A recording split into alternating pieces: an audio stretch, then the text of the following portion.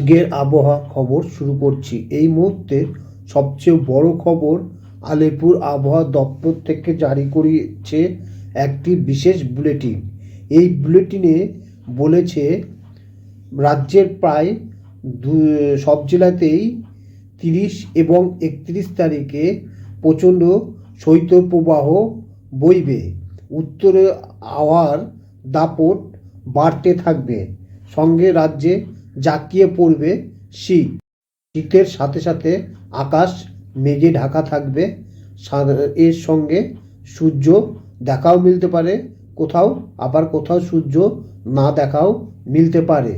রাত্রে হওয়ার সাথে সাথে শীত আরও বাড়বে, সঙ্গে কুয়াশা পড়বে আর প্রচণ্ড উত্তরে হাওয়ার দাপট বইতে থাকবে।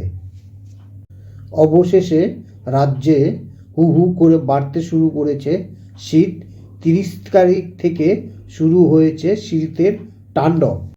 ইতিমধ্যে হু হু করে বাড়ছে উত্তরবঙ্গে শীত। আবহাওয়া দপ্তর সূত্রে খবর, বর্তমানে বাংলাদেশের উপরে একটি ঘূর্ণাবর্ত রয়েছে।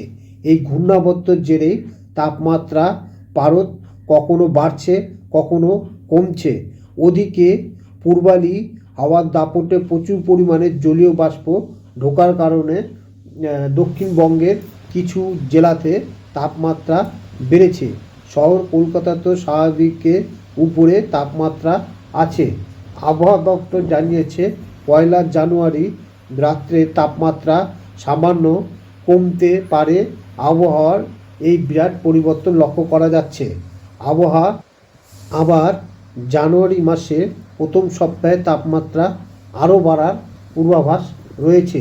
ভোরের দিকে দক্ষিণবঙ্গে কিছু কিছু জেলায় কুয়াশা ঢাকা থাকলেও উত্তরবঙ্গে সেই একই ছবি লক্ষ্য করা যাচ্ছে। তবে দিনে থাকছে রোদ।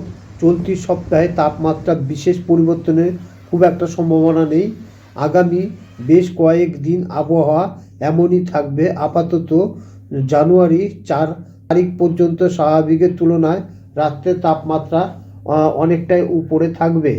উত্তরবঙ্গে আজ কিছু জেলায় বিক্ষিপ্তভাবে বৃষ্টির সম্ভাবনা রয়েছে। বিশেষ করে পার্বত্য এলাকায় বৃষ্টি হতে পারে। হালকা তুষারপাত সম্ভাবনা রয়েছে। সিকিম রবিবার থেকে মঙ্গলবার পর্যন্ত তুষারপাত হতে পারে। দার্জিলিংয়ে